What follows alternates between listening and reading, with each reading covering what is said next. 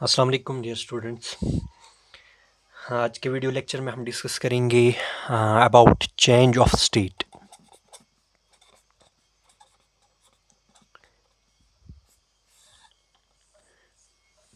Change of state ये matter होता है वो जनरली एग्जिस्ट करता है in three states normally: solids, liquids and gas. तो solid,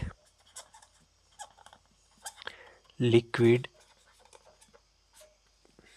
and gas, these are the general states of matter normally.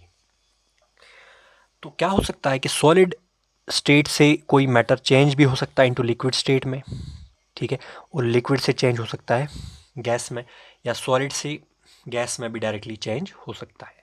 हम जो चेंज ऑफ स्टेट देखेंगे, हमारा जो यहाँ पे ज़्यादा फोकस रहेगा वो रहेगा सॉलिड टू लिक्विड के केस में और लिक्विड टू गैस के केस में। इनका रिवर्स भी पॉसिबल है, लिक्विड टू सॉलिड, ठीक है, गैस टू लिक्विड। तो चेंज ऑफ स्टेट जब भी करना होता है तो इसके लिए हीट की ज़रूरत पड़ती है। Some amount of energy, heat energy is required from the surrounding. इसको समझने के लिए let's first understand solid to liquid conversion या solid to liquid change of state. इसको समझने के लिए हम सपोज एक एक्टिविटी लेंगे। ये सपोज हमारे पास एक कंटेनर है, इसमें हम आइस क्यूब रखेंगे, ठीक है, इसमें आइस होगा। तो आइस का अगर हम टेम्परेचर मेजर करेंगे तो क्या होगा? 0 डिग्री सेंटीग्रेड। अब इसको अगर हीट हम करेंगे slowly slowly bye constant heat source, यहाँ से हमने इसको हीट किया कांस्टेंट हीट सोर्स से, तो क्या होगा? ये आइस जो है हीट एब्जॉर्ब करेगा, ठीक है, and it will start converting into liquid state. तो यहाँ पे सॉलिड से कन्वर्जन होगा लिक्विड पे। अब जैसे जैसे लिक्विड बन रहा है, जैसे जैसे इसमें वाटर बन रहा है, तो आप क्या करोगे? आपके साथ साथ साथ इसके साथ स्टायरिंग करोगे, यानी कि अभी आइस भी है, लिक्विड भी है, उसको स्टायरिंग आप कंटिन्यूसली करोगे, कंटिन्यूसली, और यहाँ से हीट सप्लाई आप करोगे कंटिन्यूसली, ठीक है। तो तब तक आप ये देख सकते हो इसका टेम्परेचर तब तक नहीं बढ़ेगा जब तक ना पूरा आइस मेल्ट हो जाएगा लिक्विड में। This process is called as melting. ठीक है। तो जब ये मेल्ट हो रहा होगा, जब ये चेंज ऑफ स्टेट हो रहा होगा सॉलिड टू लिक्विड, आप ये देख सकते हो कि दोनों स्टेट्स एग्जिस्ट कर रहे हैं, को एग्जिस्ट कर रहे हैं, लिक्विड स्टेट ऑफ वाटर भी और सॉलिड स्टेट ऑफ वाटर भी, ठीक है। वो टेम्परेचर कांस्टेंट रहेगा 0 डिग्री सेंटीग्रेड पे। तो यहाँ से जो आप एक्स्ट्रा हीट दे रहे हो यहाँ से बाहर से, तो उससे क्या फ़र्क पड़ता है सिस्टम पे? That heat energy is use to convert solid state to of water to liquid state, ठीक है। तो ऐसा टेम्परेचर जिस पे बोथ सॉलिड और लिक्विड स्टेट को एग्जिस्ट करे, that is called as melting point. That temperature is called as melting point. तो ये सबस्टेंस के नेचर पे भी डिपेंड करता है, and it also depends upon pressure. जो मेल्टिंग पॉइंट होता है सबस्टेंस का, that also depends upon pressure and nature of substance, यानी कि डिफरेंट सबस्टेंसेस के लिए डिफरेंट मेल्टिंग पॉइंट होगा। जैसे अगर हम लेंगे मेटल्स, उनके लिए बहुत हाई ये मेल्टिंग पॉइंट होता है, ठीक है। तो वो टेम्परेचर जिस पे लिक्विड और सॉलिड स्टेट को एग्जिस्ट करे, that is called as melting point. कौन सा चेंज ऑफ स्टेट हो रहा है यहाँ पे? Solid to liquid, this is important, ठीक है। इसका रिवर्स भी है, लिक्विड टू सॉलिड। तो अगर एटमॉस्फेरिक प्रेशर पे हम मेल्टिंग पॉइंट लेंगे, that is called as normal melting point, ठीक है। तो अगर मेल्टिंग पॉइंट का इफेक्ट हम प्रेशर पे देखेंगे, आप देख सकते हो एक एक्टिविटी और भी आप देख सकते हो। जैसे आपके पास ये एक ब्लॉक है, यहाँ पे ये एक और ब्लॉक है, इसके आप ऊपर आप एक आइस क्यूब रखोगे बड़ा सा, ठीक है, और इसके ऊपर आप एक स्ट्रिंग पास करोगे, स्ट्रिंग के दोनों साइड वेट होगा, और अगर आप कोई भी हीट एनर्जी सप्लाई नहीं करोगे तो आप देख सकते हो कि ये स्ट्रिंग धीरे धीरे नीचे आएगी, धीरे धीरे नीचे आएगी, ठीक है, और इस आइस क्यूब के थ्रू पास हो जाएगी। यानी कि इसके नीचे जो पोर्शन ऑफ आइस है उस पर प्रेशर बढ़ रहा है because of these weights, these masses, ठीक है, प्रेशर बढ़ रहा है, तो चेंज ऑफ स्टेट हो रहा है, ठीक है, वो मेल्ट हो रहा है सॉलिड टू लिक्विड। लेकिन जो ये पीछे छोड़ेगा, ये जब नीचे आएगा, ये जो पीछे आइस होगा, इस पर आप प्रेशर फिर से नॉर्मल हो जाएगा, ठीक है, तो वो फिर से फ्रीज हो जाएगा। This process called as regulation. Regulation. अब जब पूरा वाटर जो है वो मेल्ट हो गया, यानी कि अब आपके पास एक ही स्टेट है, दैट इज वाटर, और यहाँ से आप हीट कर रहे हो कंटिन्यूसली इसको, तो अब क्या होगा, अब इसका टेम्परेचर बढ़ना स्टार्ट हो जाएगा 0 डिग्री से, बढ़ता जाएगा बढ़ता जाएगा बढ़ता जाएगा अप टू 100 डिग्री सेंटीग्रेड। ये हम नॉर्मल प्रेशर पे बात कर रहे हैं। जब ये बढ़ता जाएगा अप टू 100 डिग्री सेंटीग्रेड, जैसे ये पहुंच जाएगा 100 डिग्री सेंटीग्रेड पे, तो अब क्या होगा, अब दूसरा चेंज ऑफ स्टेट होना स्टार्ट हो जाएगा, that is liquid to vapour या लिक्विड टू गैस। ठीक है, तो इसमें ये मॉलिक्यूल्स ऑफ लिक्विड है वो एनर्जी एब्जॉर्ब करेंगे अब, और बॉयल होके गैसियस स्टेट में वो कन्वर्ट हो जाएंगे। तो that process is called as vaporisation.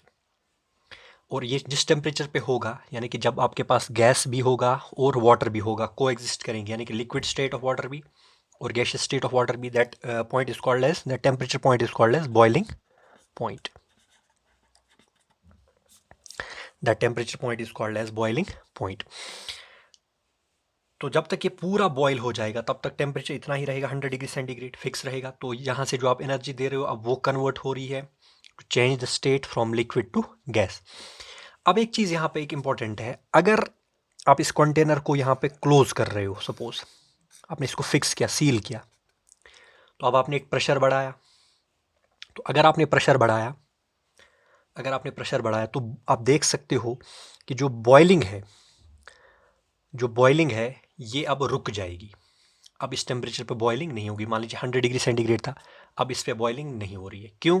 क्योंकि आपने प्रेशर बढ़ाया, और प्रेशर इंक्रीज करने से जो बॉइलिंग पॉइंट है वो इंक्रीज हो जाता है। And in the same way अगर आप प्रेशर डिक्रीज कर रहे हो, यानी कि pressure increase, boiling point increases, ठीक है, तो अब ज़्यादा हीट एनर्जी चाहिए बॉयल करने के लिए। ठीक है, pressure decrease, boiling point decrease, यानी कि कम हीट एनर्जी चाहिए अब बॉइलिंग करने के लिए। तो फॉर दिस रीज़न जब एटमॉस्फेरिक प्रेशर कम होगा, इसी रीज़न की वजह से जो हिल्स होते हैं, यानी हाई अल्टीट्यूड एरियाज जो होते हैं, उन पे कुकिंग करना जो है वो डिफ़िकल्ट हो जाता है, क्योंकि वहाँ पे एटमॉस्फेरिक प्रेशर कम होता है तो बॉइलिंग पॉइंट कम हो जाता है वहाँ पे। और प्रेशर कुकर के केस में कुकिंग फास्टर होती है क्योंकि वहाँ पे प्रेशर इंक्रीज हो जाता है, अगर हम टेम्परेचर वर्सेस टाइम का ग्राफ प्लॉट करेंगे, यानी कि इस एक्सिस पे हम दिखाएंगे temperature capital T degree kelvin में होगा, और यहाँ पे दिखा रहे हैं टाइम स्मॉल टी।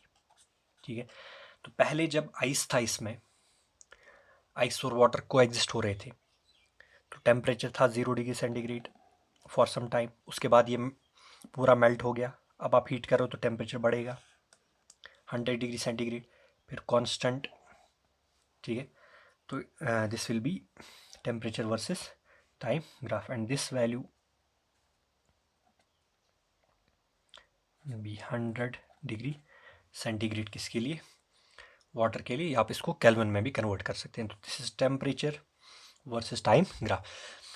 तो कहने का मतलब ये है, जब भी चेंज ऑफ स्टेट होता है, for change of state to take place, for change of state to occur, we require heat energy. तो कितना अमाउंट ऑफ हीट ट्रांसफ़र हो रहा है, यानी कि अमाउंट ऑफ हीट ट्रांसफर्ड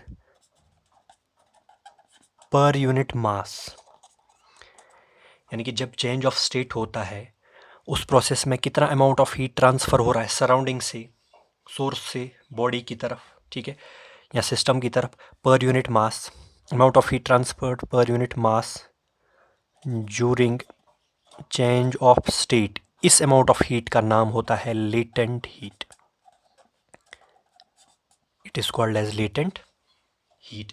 जैसा कि आपने देखा, जब आइस था आपके पास, आइस, ठीक है, उसको आपने हीट किया, ठीक है, यानी कि ice suppose it is at 0 degree centigrade, इसको आपने हीट किया तो इसका टेम्परेचर नहीं बढ़ेगा, temperature will remain same, but जो हीट है उसका कन्वर्जन होगा वाटर में, वो आइस का कन्वर्जन करेगी कि इसमें वो हीट जो आप सप्लाई कर रहे हो उससे कन्वर्जन होगा आइस का वाटर में, यानी कि चेंज ऑफ स्टेट हो रहा है। ठीक है, तो चेंज ऑफ स्टेट करने के लिए आप कितनी अमाउंट ऑफ हीट ट्रांसफर कर रहे हो per unit mass, that is called as latent heat. और अगर प्रोसेस हो रही है मेल्टिंग की तो लेटेंट हीट ऑफ मेल्टिंग कहेंगे, वेपोराइजेशन हो रहा है तो लेटेंट हीट ऑफ वेपोराइजेशन। तो this is concept of latent heat and change of state. Thank you.